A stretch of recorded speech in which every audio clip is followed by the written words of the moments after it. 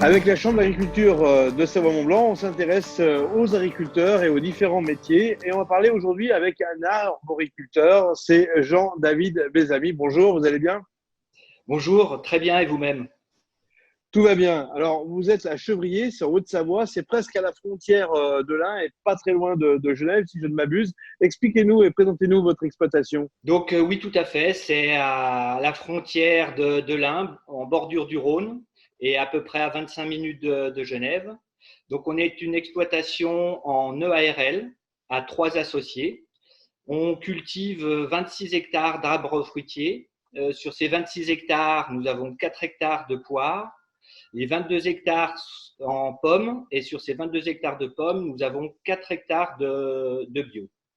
Alors, le Euh, bio, c'est justement une question qui est très intéressante parce que cultiver du bio, c'est moins de rendement. Je crois que c'est 30% de rendement en moins qu'une exploitation normale. Et c'est pas forcément facile en Pays de Savoie.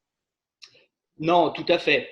C'est vrai que ça demande beaucoup plus de main-d'œuvre, il y a plus de travail et des rendements qui sont beaucoup plus sujets à fluctuation d'une année sur l'autre. Donc des rendements qui sont de l'ordre de 20-30%, voire plus pour certaines autres productions.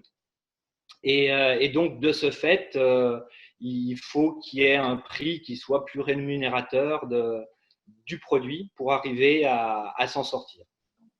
L'autre difficulté, c'est qu'on a aussi des appellations en Pays de Savoie qui font que pour produire du bio, il faut être dans une catégorie. Vous faites partie de ceux qui sont en HVE, haute qualité environnementale, c'est ça?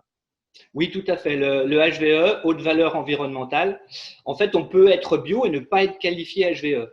Le HVE qualifie vraiment l'exploitation dans son ensemble sur 4 grands critères qui sont les enjeux eau, les enjeux biodiversité, les enjeux phytosanitaires et les enjeux sol, avec l'utilisation de tout ce qui est forme engrais.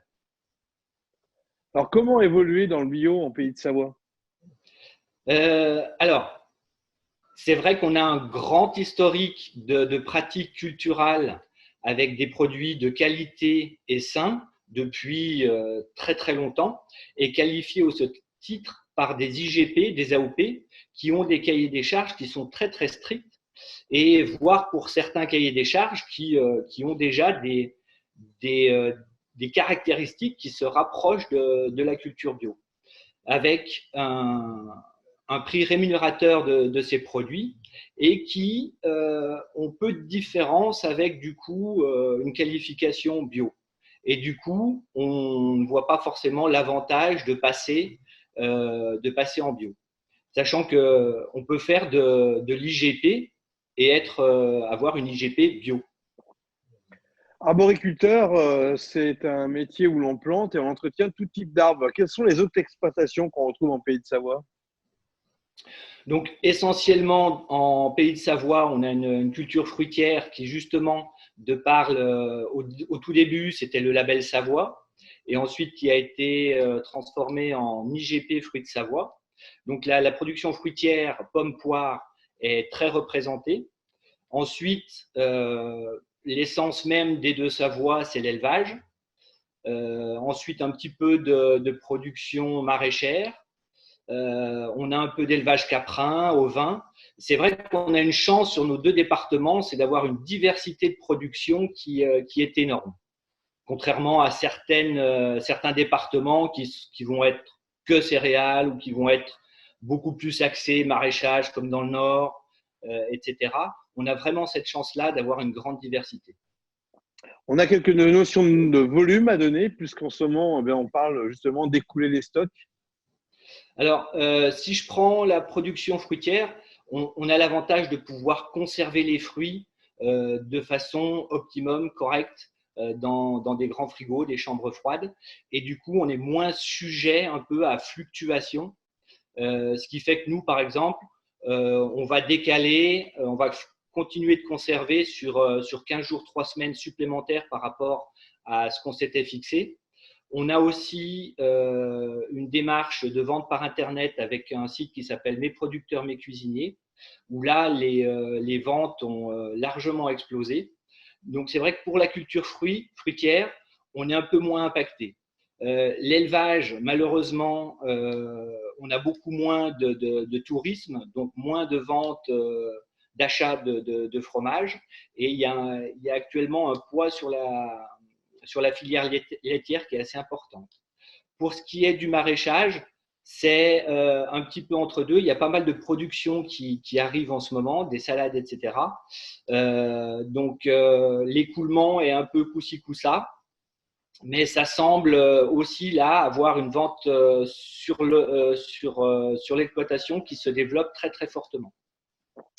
Alors, en ce printemps, on arrive à l'époque des floraisons. J'imagine que votre travail est intense. Oui, donc là on sort de ce qu'on appelle la taille d'hiver, la taille normale. On a encore quelques vergers qui sont à fignoler. Le gros risque actuellement, bah, c'est le gel. Hein. On a eu cette période la semaine dernière de 3 nuits où on a lutté contre le gel. La semaine d'avant aussi, on est descendu à des températures proches de -3. Donc les variétés qui étaient les plus avancées, qui arrivaient à leur tout début de floraison, étaient les plus sensibles. Et c'est par celles-là, il a fallu lutter. Donc on se lève la nuit, on surveille le thermomètre et en cas de besoin, on met en route les systèmes anti-gel. Un autre travail important qui va être la mise en place des filets paragrêle pour ceux qui sont équipés, donc pour protéger de la grêle. Et ça, on le fait une fois que la floraison est terminée pour bien assurer une bonne pollinisation du verger.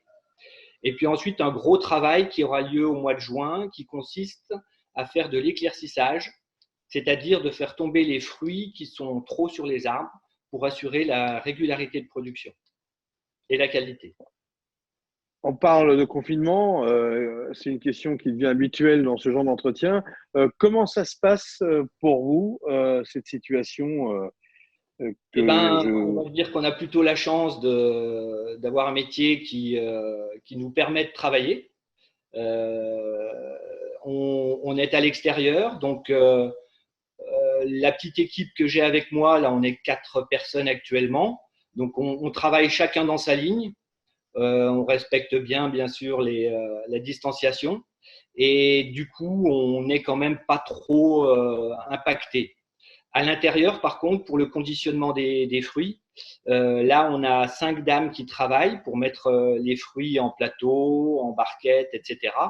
Et donc là, on a aménagé les postes de travail, on a séparé les postes de travail, on a évité tout recoupement entre les personnes et un lavage systématique 3 ou 4 fois des mains le matin et l'après-midi pour assurer les bonnes règles de barrière. Jean-David, je vous remercie. Ben, bonne continuation dans vos vergers et puis peut-être à bientôt sur Savoie News pour parler encore de l'agriculture et de votre métier. Merci beaucoup et c'est vrai que c'est sympa de relayer un peu le métier, enfin, le grand métier de l'agriculture sous toutes ses formes. Merci.